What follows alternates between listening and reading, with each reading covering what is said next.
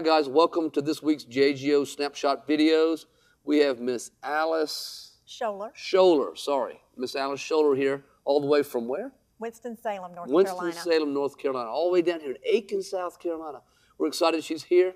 She had a couple questions for me that I thought you might find the answer interesting as well. Yeah, thank you, Alice. Sean. I really appreciate your time, and it's unusual to be able to come into a business like this and sit with the CEO, so that's a real treat. Well, thank you. Some of the things I was looking for in starting a business, I've been in other businesses before, and one thing was pay plan, being able to make the most, and I see that JGO has an excellent pay model. Sure.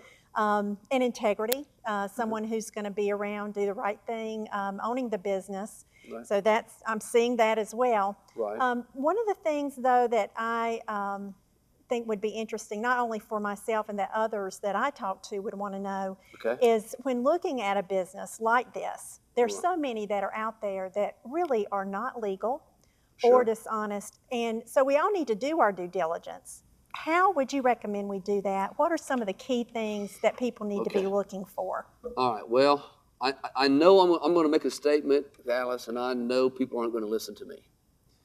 Because in order to listen to me, that means they have to put their trust in someone else. And it's just, people want to do their own due diligence today.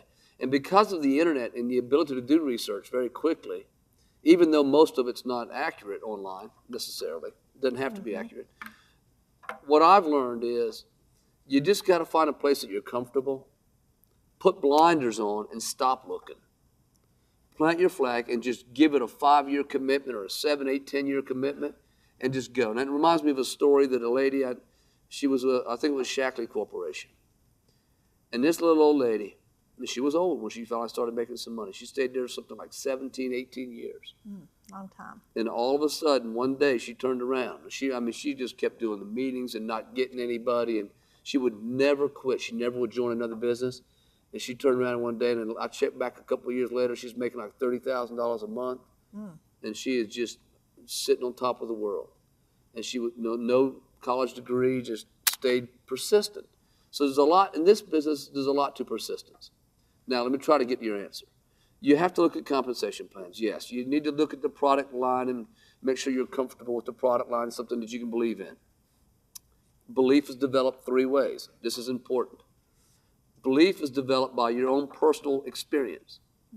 We have a product line, 2 products actually, that some people can't use. It's not uncommon when you talk about internal consumption for some people to not be able to use your product no matter what it is, because of medical conditions or whatever. So sometimes the first way to develop belief, which is your own personal testimony, can't exist. So the other way is other people's testimonies. From 94 to 99, I made a lot of money as a national director, top money earner in another company. We marketed a diet supplement like we do here. Not the same kind, but 60 tablets in a bottle. I weighed 138 pounds at the time. I didn't need any weight loss supplements.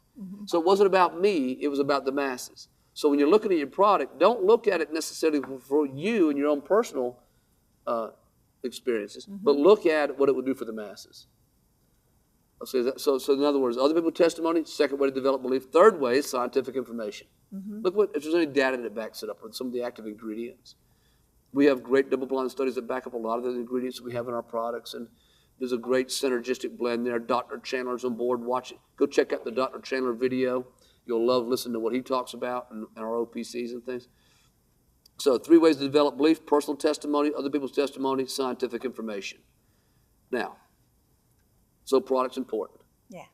Look at that. Look at that. And then look at the leadership. Look at the culture that's being established.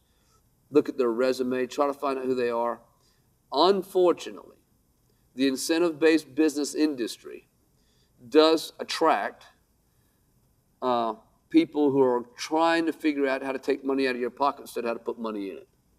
And it's bad. Yeah. And the industry has a black eye for that. And these people that do these things don't do people like myself who's trying to do it right any favors. Matter of fact, they make me sick. I hate working with them. I won't work with them. And any chance I get, I try to stop them. Okay. So, but there's probably at least, well, if not several hundred, maybe 1,000 plus businesses a month starting in this industry They're not all legally designed MLM models. But the internet lends itself to a plethora of business opportunities in illegal pyramids. And right now, you guys need to know this, you need to know this, the internet's not regulated. So I could build a Ponzi scheme tomorrow and throw it up online and make millions of dollars in the next 2 to 5 months, 5 years, whatever, be gone, just disappear. Yeah. And you'll see that happening. And I can start naming them, but I don't want to do that as the CEO of the company.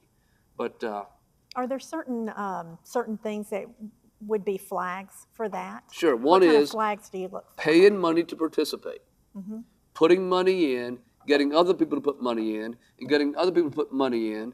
And you got to ask, what am I getting for what I'm paying for? Why am I putting money in? What do I get? If it's the right to participate, red flag. Okay. If they're using that money to pay other people, red flag. It's called recruitment-based income. And it's just a problem today. It's going to continue to be. And it's already illegal, so they're going to continue to work on this. I hope that it doesn't lead to a place in the future where they've been able to justify regulating the internet, they being regulators. We don't want the internet regulated. We just don't want that. But I don't know where that's going to wind up exactly in the future, but there'll probably be some kind of regulation eventually. But yeah, do you have to pay to participate? Is it pay to play? That's one thing. If it's product driven, that's probably a good thing. There's a lot of good, solid product driven network marketing companies out there, some well established, some brand new. And you can look at the design of the plan and understand that if you're paying for real products that people really use, and there's a customer-driven methodology behind it, you're probably in a good space. You're probably in a good place. And that's what we have at JGO. Oh, absolutely. Yeah. Oh, beyond that. We're crazy about that stuff, man. I mean, there's no commissions and bonuses being paid out for you to go recruit people. Yeah. It's not what we're doing. Everything's paid on product volume. That's great. Yeah. And you mentioned some kind of laws that... The anti-pyramid statutes? Yeah, yeah. Say a little bit more about that and how that fits into what you're doing. Well, the anti-pyramid statutes govern our industry. And a pyramid, and really I call it an illegal pyramid, is, again, it conforms to, doesn't conform to, it resembles businesses that aren't designed properly. And the anti-pyramid statutes are designed to recognize that and shut them down. There are statutes that we're supposed to follow, and you get outside of those, then you're probably not going to be well received by any particular AG office or whatever. Yeah. Well, we could do a whole class for hours on that. But I do know one thing. You can sometimes look at the attorneys.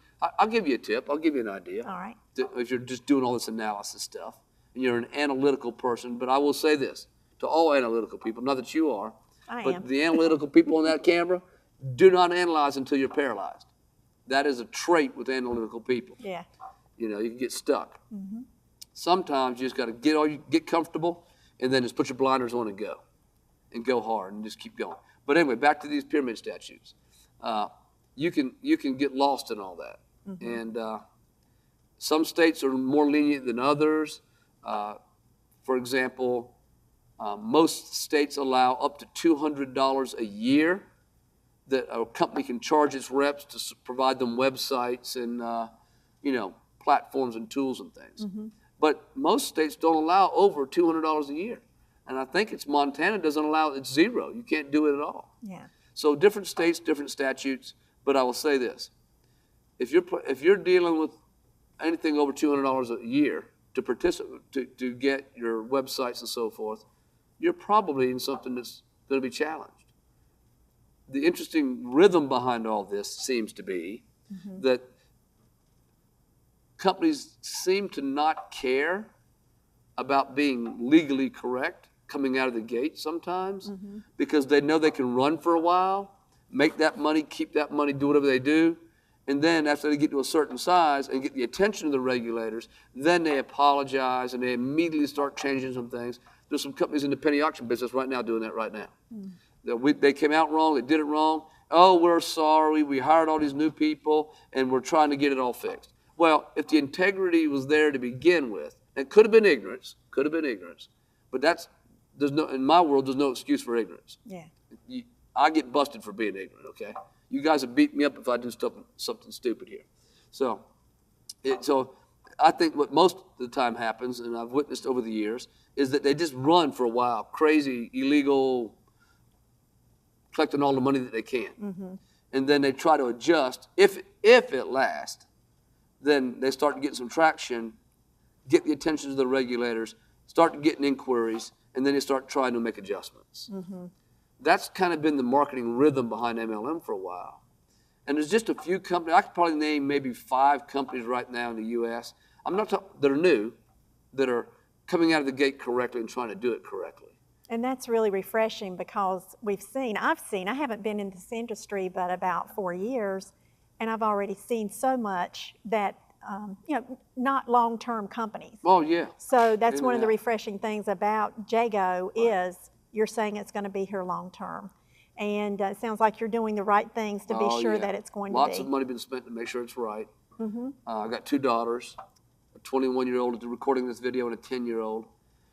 They've never seen their parents have a job. They've grew up in the entrepreneur world. My 9-year-old designed her own website last year called doggybandanaworld.com. Check it out. It's a wonderful little website. It's her website. It's her design, where she makes doggy bandanas. I raised my children to be entrepreneurs. My oldest daughter is an international business school, Columbia, South Carolina, Moore School of Business, #1 school in the business school, international business school in the nation. Fluent in French, fluent in Chinese, straight A student. I mean, there's great. I love the entrepreneur world, not just because of the lifestyle and the money you can make, but the people you can touch. Yeah. And it's starting with your children, but beyond that, it's I call it the change maker philosophy. Mm-hmm. The change maker philosophy is a change maker is a person who passes on from one generation to the next a different lifestyle, different way to earn philosophy. In other words, I'm not going to pass on the job mentality to my children. Uh-huh. I'm not doing it. I did it for 16 and a half years, looked up one day at my management. I was 3 from the top. And I looked at those guys, and I knew they had to either retire or die for me to move up. Mm-hmm. And I'm a young man. I'm in my 30s, Yeah. So I looked around and said, this is all there is. This is my lifestyle as it is pretty much for the rest of my life. Unless you did something different. I did something different. Yeah. And that's what that's why I'm in this. This is why most people I know are in it. They want something better. Right. And I appreciate you spending time with me. JGO looks like a very promising company. Well, we're going to do everything right as we go forward to my ability. When it starts to outgrow my experiences and my ability, we'll hire some more talent. I'm going to keep it in line with smart growth, and so I'm not going to go buy a $500 million building just so I can put it on a website. You all go, wow, look at that building, they must be successful. Knowing there's a $100,000 payment each month we can't make. I'm not going to do that stuff, guys. We're going to grow as we need to. We've got go find the video online that gives you the home office tour. It's a nice little office facility. It's wonderful, 3,200 square feet. We can do $2.5 million out of that building right now. And I own it. We don't have any overhead. There's no reason we should be in trouble. And I appreciate you coming down from North Carolina. Thank you. And participating in this. And I'm glad you're here with JGO. Thank you. Me too. Go JGO.